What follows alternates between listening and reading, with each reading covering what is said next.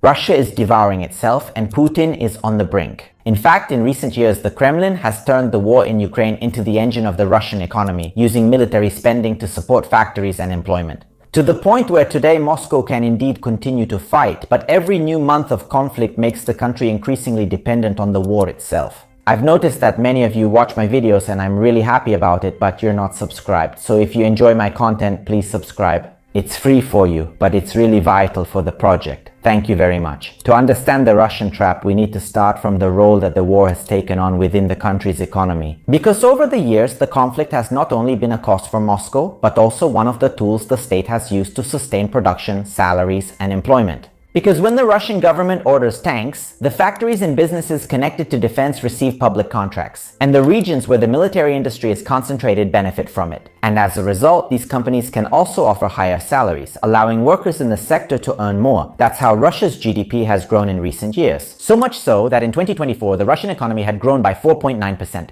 But before slowing down to 1% in 2025 and reaching a forecast of just 0.4% in 2026. The problem, however, is the quality of this growth, which, as you can see, is already slowing down. Because a road that's built stays in the country and can serve businesses, citizens, and commerce for years. A piece of civilian machinery, on the other hand, can increase the productivity of a factory and so on. On the contrary, a missile or a weapon is usually produced, paid for, transported, and then destroyed. So it doesn't leave Russia with any real wealth, just an expense and factories that will then need new military orders to keep working. In short, the Kremlin has turned the conflict into an industrial plan that creates dependence on the state, shifts civilian resources toward military production, and does not build a foundation for future well-being. In other words, a war economy is always on borrowed time. And in fact, the Russian central bank has acknowledged that in 2026, the economy continues to grow, but at a moderate pace after a period of weakness at the beginning of the year.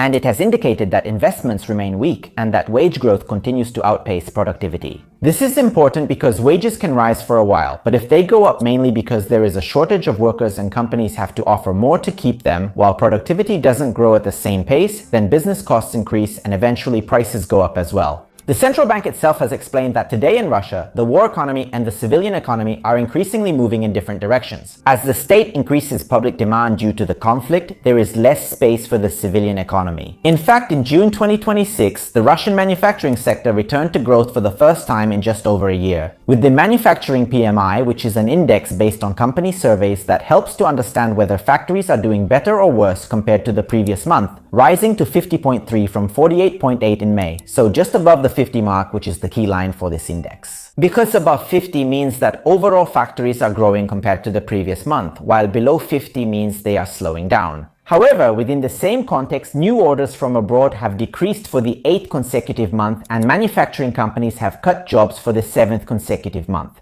In short, the war supports public demand but doesn't solve the underlying problems. In fact, it attracts labor and capital towards sectors that depend on military contracts and leaves less room for civilian investments and consumption.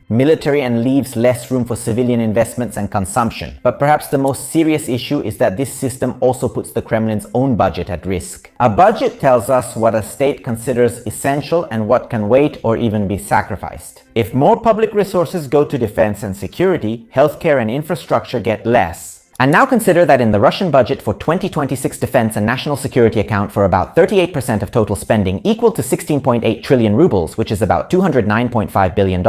Then, it's true, this share is slightly lower compared to the previous 2 years, but it still remains well above pre-war levels. Such a budget becomes rigid since Putin can't easily cut military spending without weakening the war effort and signaling trouble. If he keeps prioritizing defense and security, he'll need to cut other areas or find new revenue. In fact, as defense and propaganda stay protected, other items are being reduced. The Moscow Times, for example, reports on cuts. Rural development programs by 30% for the aerospace industry, by 29.6%, and for the energy sector by 28.6%. And the case of local healthcare is perhaps even more emblematic because the regional modernization program went from 123.3 billion rubles in 2025 to 53.2 billion in 2026. Russia is using its budget to sustain its war efforts, but this reduces the budget's suitability for future growth. To make matters worse for Russia's budget, there's also a deficit, meaning the Kremlin spends more than it earns. Just think that in the first 5 months of 2026, the Russian budget deficit was already at 2.6% of GDP, above the annual target of 1.6%. And this is despite a period in which Moscow benefited from higher global oil prices thanks to Trump's operations in the Middle East. And when a state spends more than it takes in, the difference has to be covered somehow. You can take on more public debt, you can raise taxes, you can use reserves, or you can cut other expenses. And in the Russian case, all of these things are being done together. Just think of Russian government bonds being sold to Russian banks, the Russian Sovereign Wealth Fund, which by the end of 2025 had lost over 50% of its gold reserves, or the Russian VAT, which in 2026 was raised from 20% to 22%. This is because you must pay soldiers, fund military contracts, produce ammunition, repair damage from Ukrainian attacks, and maintain a large logistics network. All these things make spending unpredictable and therefore force the Kremlin to constantly look for new room to maneuver. Also for this reason, in June 2026, the Russian parliament approved a law that allows Putin to increase spending and debt without going through the long process of amending the budget law. And the Deputy Minister of Finance also explained that this flexibility is needed because conditions change practically every day. But why can't Russia simply sell more oil or gas instead of raising taxes and cutting other expenses? Because Russia does continue to sell energy, but on one hand there are Western sanctions that have increased costs, reduced margins, and forced Moscow to sell at bigger discounts. To understand the scale of the problem, in January 2026, Russian revenues from oil and gas fell to 393 billion rubles, which is about $5.1 billion compared to 587 billion in December 2025 and 1.12 trillion rubles in January 2025. In addition, shipments of Russian oil to India dropped from 2 million barrels per day in October to 1.3 million in December. Meanwhile, the discount on Russian crude widened to about $25 per barrel, with Russian crude below $38 versus around $62.5 for Brent, which is European oil, just to be clear. On the other hand, Ukrainian strikes on Russian refineries and energy infrastructure are also causing problems because they have reduced the fuel supply. Just think, Russia is estimated to have lost about 25% of its gasoline production compared to the daily average in June 2025, and gasoline prices have risen by 6% since the beginning of the year, more than inflation, which was 5.3%. And the gasoline shortages are so severe that in July 2026, there were hours-long lines at gas stations. Then there were also limits on the purchase of gasoline and diesel in many Russian regions, and gas stations were regularly out of fuel. This is also why Putin's approval rating has dropped to 74%, which is still high, but it's the lowest since 2022. So oil and gas do remain fundamental, but they're no longer enough to give the Kremlin the same fiscal peace of mind as before.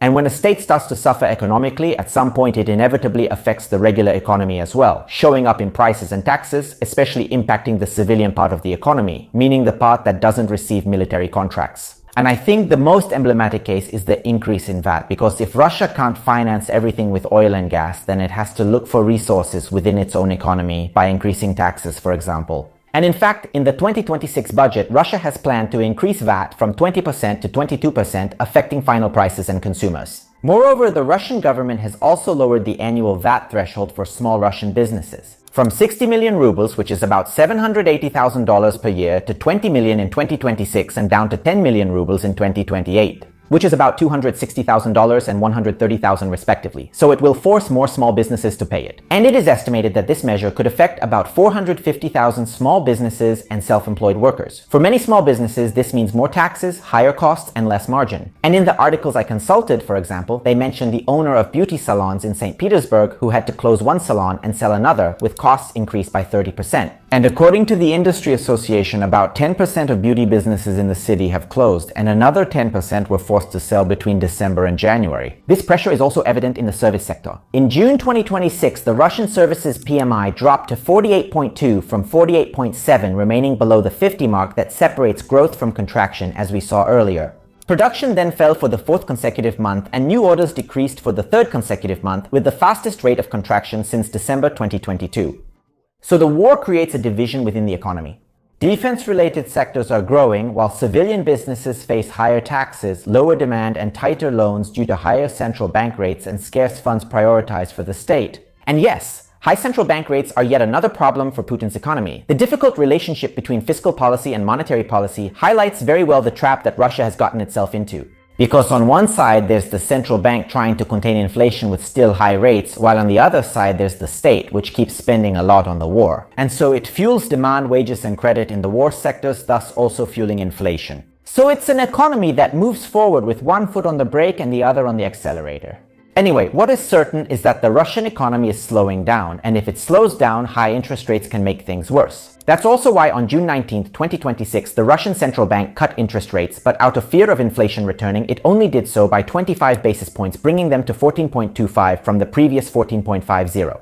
And in fact, the central bank explained that price growth has slowed down, yes, but that pro-inflationary risks remain prevalent. And it forecasted annual inflation between 4.5 and 5.5 in 2026, while inflation was at 5.6 as of June 15, 2026. And it also warned that if the government were to spend more, the central bank might be forced to keep interest rates higher for even longer. The problem is high interest rates make mortgages, loans, and investments costlier. Civilian businesses struggle to get financing, families become more cautious, and the private sector slows as less money circulates. Meanwhile, the state continues to boost war-related public demand. As Elvira Nabiullina, the governor of the Russian central bank, explained, public demand is accelerating, while room for growth in private demand is shrinking. So the Russians are aware of this. But it should also be emphasized that Nabiullina said that in April and May 2026 loans accelerated. And she warned that if this acceleration continues, it could indicate that monetary conditions are no longer perceived as restrictive by those seeking loans. This is actually quite a positive aspect for Russia, because if it continues like this and if it's all true, it could help drive an investment recovery. However, it can also fuel inflation, and the central bank has indicated that inflationary risks have increased also due to the decline in fuel production, among other things. In short, Russian inflation therefore arises from the intersection of war, sanctions, and labor shortages, to which we must also add the damaged infrastructure, all within an economy that is allocating more and more resources to military production. So the central bank may try to contain the problem, but it cannot undo the political choices that are fueling it. And there's more actually regarding the Russian banking sector, because Reuters reported on a European intelligence document according to which Russia risks returning to a crisis. In fact, the reason is that the banks have to keep supporting the war economy by repeatedly buying risky Russian government bonds. Of course, the Russian central bank claims that there are no critical vulnerabilities in the financial sector, but it couldn't say otherwise. The fact is that the cited report estimates that 10% of loans to businesses are doubtful, and that some large institutions reported up to 15% of non-performing loans to households in 2025, so risky loans to be clear. The Russian central bank, on the other hand, indicated that problem loans to businesses are only at 4%, claiming that they haven't changed in the last year and a half. And do you think Russia is destined for failure? Let me know in the comments, leave a like, hype it up, and subscribe if you enjoyed the video. Bye!